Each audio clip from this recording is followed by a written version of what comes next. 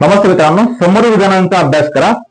भारताचे देश व त्यांना लागू असलेली सीमा. विधान अ, भारताशेजारी पाकिस्तान या राष्ट्राला 3488 किलोमीटरची सीमा लागलेली आहे. विधान ब, भारताशेजारी बांगलादेश याला सर्वाधिक 4096 किलोमीटरची सीमा लागलेली आहे. वरीलपैकी अयोग्य विधाने कोणती कोणते ते ओळखा. पर्याय क्रमांक 1 फक्त अ, पर्याय क्रमांक 2 फक्त ब, पर्याय क्रमांक 3 अ व ब, पर्याय क्रमांक 4 वरील एकही नाही.